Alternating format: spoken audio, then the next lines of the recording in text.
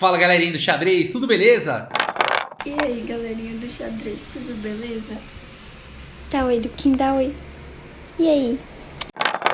Tudo beleza? Pessoal, aqui 12ª rodada, partida decisiva, Wang Hao contra Ian Nepomniachtchi. O Ian Nepomniachtchi, o russo que está liderando o torneio de candidatos, tá jogando demais o Nepomniachtchi. E como eu mostrei na partida anterior, também o Guiri está jogando muito, são dois jogadores que estão sendo muito consistentes aí no torneio, estão merecendo realmente essa disputa aí pela liderança. Agora, o Guiri fez a sua lição de casa, fez o impossível ali, ele ganhou de negras contra o Fabiano Caruana e já então se colocou na disputa aí na reta final entre Guiri e Ian Nepomniachtchi. O torneio de candidato muito provavelmente vai ser para um desses dois jogadores. Agora vamos ver então o momento decisivo, Wang Hao contra Ian Nepomniachtchi. O Wang Hao aqui abre com o peão do rei E4, o Nepomniachtchi responde com E5, temos cavalo em F3 e cavalo em F6, a defesa russa aqui pelo russo Ian Nepomniachtchi, ou defesa Petrov. Uma coisa a gente tem que falar, reconhecer aqui do Ian Nepomniachtchi, ele não repete abertura, cada partida ele surpreende o que ele vai jogar. Aqui a defesa russa. Temos cavalo por E5, D6 atacando o cavalo, cavalo em F3 e aqui cavalo por E4, recuperando o peão. D3 atacando o cavalo, cavalo volta para F6, D4 e aqui D5 pelo Ian Nepomniachtchi. Temos bispo D3, bispo D6, dama em E2 cheque, dama em E7, aqui dama por E7 cheque. E o Ian Nepomniachtchi agora tá para levar um soco na cara, ele vai com a cabeça, ele vai com a cabeça para dar uma cabeçada na mão aqui, ó, rei por E7, a cabeçada na mão aqui do Wang Hao, nada de capturar de bispo, nada disso aqui, o russo valente capturando de rei. A partida seguiu com o roque e agora a gente pensa torre E8, alguma coisa assim, nada disso. Cavalo aqui em C6, deixando levar cheque mesmo. C3 foi jogado aqui na posição, Por que não torre E1 cheque, Rafa? E o rei vai ter que ir lá para F8 e a torre vai ficar presa. De fato, poderia seguir dessa forma. O Ian Nepomniachtchi talvez pudesse querer jogar com H5 ou atacar na ala do rei de alguma outra forma, ou também poderia tentar cobrir aqui com o bispo em E6. Seria uma possibilidade. Mas aqui o Ian Nepomniachtchi permitiu torre 1 e o Wang Hao preferiu trazer C3 aqui, mais uma proteção para o peão central.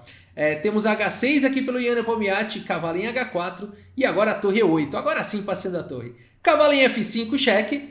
Aqui bispo por F5 foi jogado. Rei F8 seria uma possibilidade, mas é complicado, vai ficar com peões dobrados aqui no centro. O Ian Nepomniachtchi preferiu não deixar isso acontecer, seguiu capturando esse cavalo aí de F5. Temos bispo por F5, bispo por F5 e agora sim o rei vai para F8, liberando aqui a torre. Temos G3 aqui para o Wang Hao, cavalo em E7 atacando o bispo vai lá para H3 e agora cavalo C8 manobrando aí os cavalos.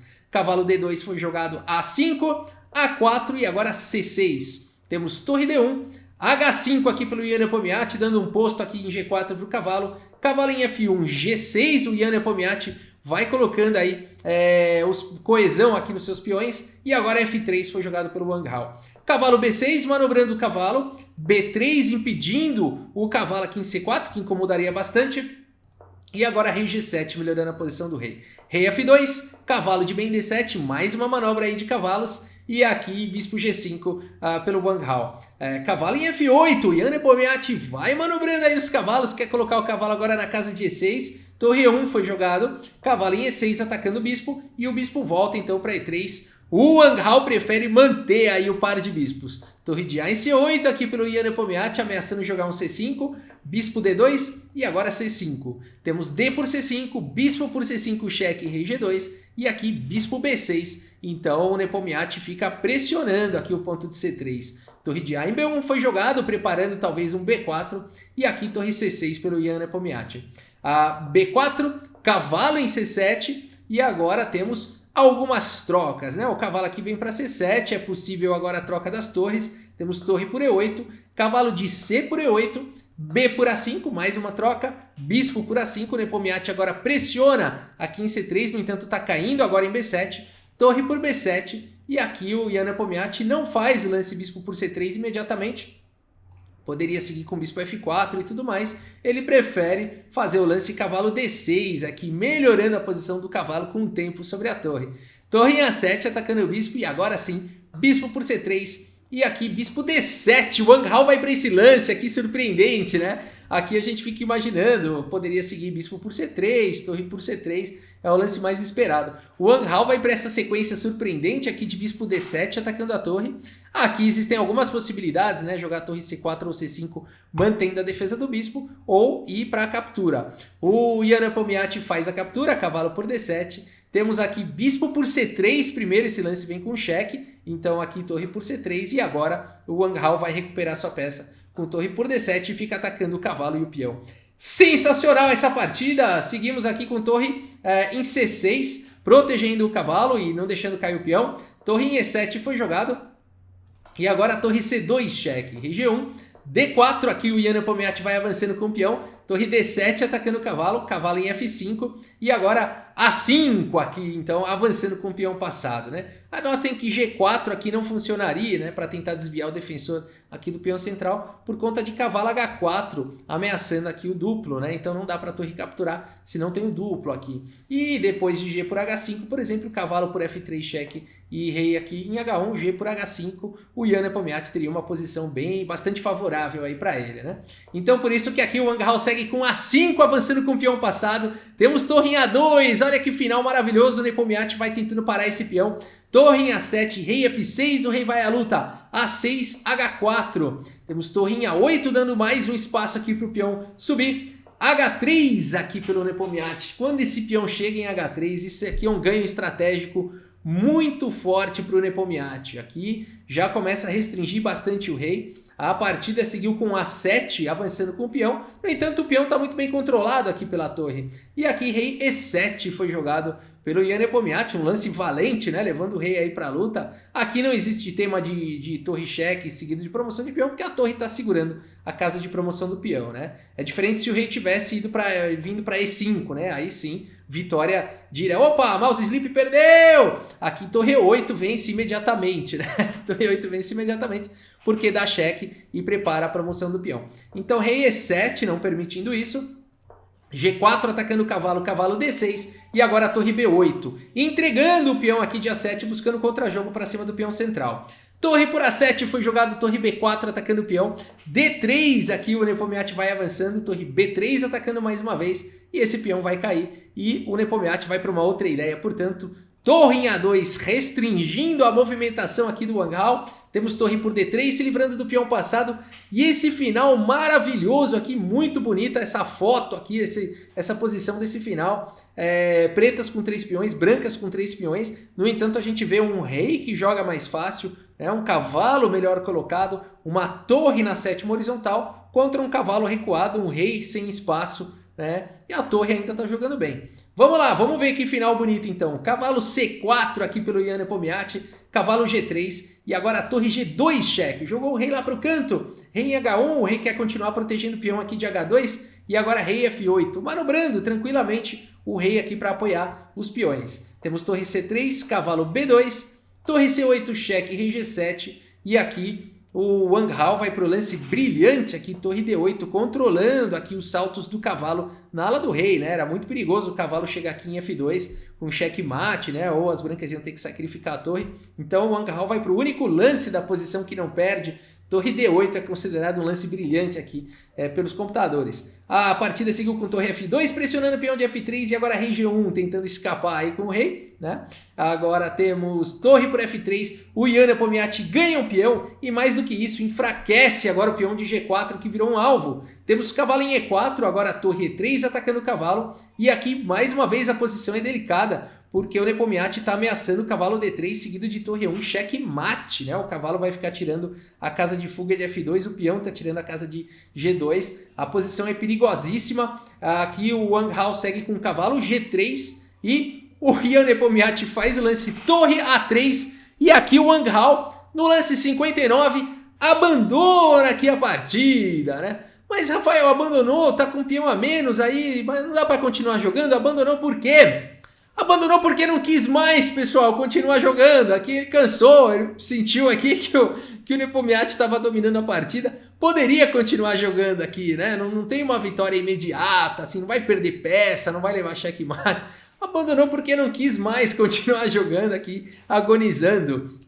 Aqui, uma possível continuação seria com torre 8 aqui, então para poder jogar a torre na fileira do fundo, torre E1 e tudo mais, né? Mas não tem nada de imediato acontecendo. Agora, a longo prazo, o que vai acontecer, né? O peão de G4 vai cair, isso é fato. Esse peão não tem apoio, o rei vai encostar os peões, né? O cavalo muito provavelmente vai querer vir para a casa de E5, apoiado aqui por um peão de F6, e o rei e o cavalo vão pressionar aqui em G4, esse peão vai cair, e a hora que esse peão cair, será o rei e 3 peões na ala do rei contra o rei e um peão. O rei vai encostar na posição, vai descer com os peões todos, né, jogar F4, G3, e aqui vai ser questão de tempo pro Nepomniachtchi vencer, né? Então a posição realmente é completamente vencedora pro Nepomniachtchi, mas abandonou porque não quis mais, que aqui poderia jogar mais 50, 60 lances, se quisesse ficar aí causando problema aí pro Nepomniachtchi, né? Mas aqui provavelmente já o estômago já começa a pedir um sanduíche, né? A pessoa já tá com fome, já sabe que o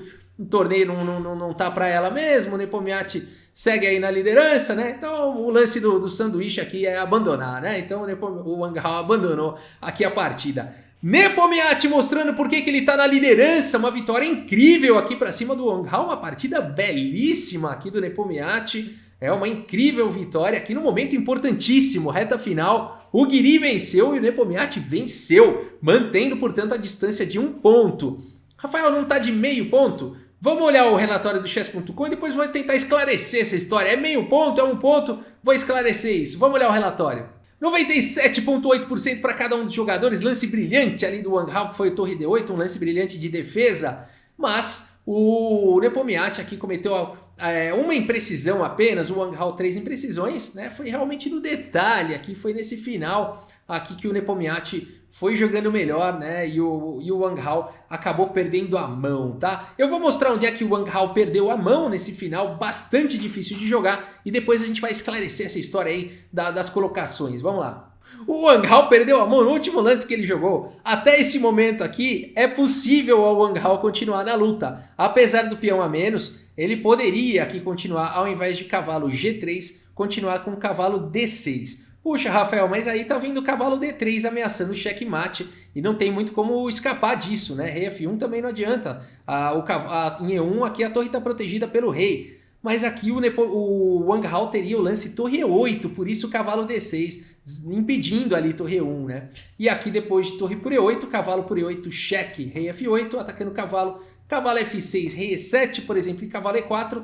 Sim, o Nepomniachtchi teria um peão a mais, no entanto, aqui é questionável se realmente o Nepomniachtchi conseguiria forçar essa posição numa vitória. Ainda teria bastante luta, né? O Wang Hao poderia continuar jogando esse final, quem sabe lutar aí por um empate, né? Então aqui no último lance o Wang Hao perdeu a mão, aqui jogou cavalo G3, veio torre A3, ele cansou e jogou a toalha, né? Aqui cavalo D6 seguido de torre 8, poderia seguir na luta por um empate, mas o Wang Hao não mostrou essa resistência aí, tanto física quanto psicológica, né? Ele realmente aí, né, no lance 59 já cansou aí dos lances precisos do Nepomniachtchi, né? Jogou demais o Wang Hao, mas o Nepomniachtchi foi pressionando aí a partida toda, né?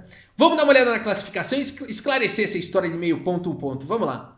Ian Nepomniachtchi na liderança com 8 pontos, Guiri com 7,5 pontos e aqui MVL 6,5 pontos. Caruana com a derrota aí pro Guiri, né? Já não tem mais esperanças aí praticamente no torneio, 6 pontos.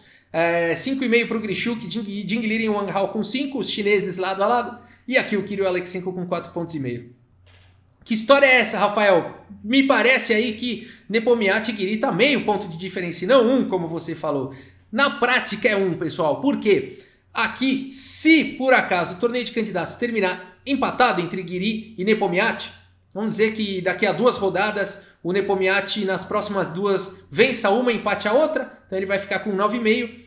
E não, vença uma, 9, empate a outra, isso, vai ficar com 9,5. E vamos dizer que o Guiri vença as 2 próximas rodadas e fique também com 9,5. O que acontece na hora que empatar? Qual que é o primeiro critério de desempate? É olhar como é que foi o match entre esses 2 jogadores. Ian Nepomniachtchi e Guiri, tá aqui, ó, 1 com o 2, ó, 1 cruzando com o 2 aqui.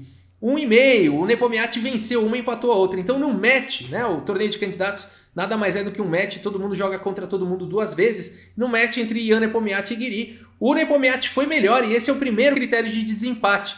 Então, automaticamente o Ian Nepomniachtchi se torna vencedor do torneio de candidatos se terminar empatado com o Guiri. Então o Guiri tem que terminar pelo menos meio ponto à frente do Nepomniachtchi, né? É a única maneira do Guiri vencer o torneio de candidatos. E o que significa que ele tem que vencer aí as duas próximas partidas e torcer aqui para o Nepomniachtchi pelo menos perder, né? Perder uma delas. Porque se o Nepomniachtchi empatar, a não ser que ele empate também as duas, né? O Nepomniachtchi fique com 9 pontos e o Guiri ganhar as duas vai para 9,5, enfim. Tem algumas combinações possíveis aí, mas o fato é que o Guiri tem que terminar meio ponto à frente. Praticamente a decisão está entre esses dois jogadores. O Lagrave ainda tem matematicamente alguma possibilidade, né, de vencer aí o torneio de candidatos. Como é que foi Caruana com o Nepomniachtchi? 1 com 4, meio a meio. Ainda poderia ter algum empate entre Caruana e Nepomniachtchi que poderia levar para um outro tipo de desempate. Enfim, né, mas é muito improvável, né? Agora o mais provável mesmo é que o torneio de candidatos esteja nas mãos ou de Ian Nepomniachtchi ou de Guiri. É isso aí, pessoal. Domingo agora, amanhã, é dia de descanso no torneio de candidatos e a gente tem as 13ª e 14ª rodadas ocorrendo na segunda e na terça-feira. Tá bom, pessoal, é isso. Se você gostou do vídeo, deixa o seu like, deixa a sua curtida. Se você gosta de vídeos de xadrez, inscreva-se no canal. E é isso, muito obrigado pela sua audiência. Um grande abraço para todos vocês e até a próxima. Valeu! No tabuleiro de xadrez,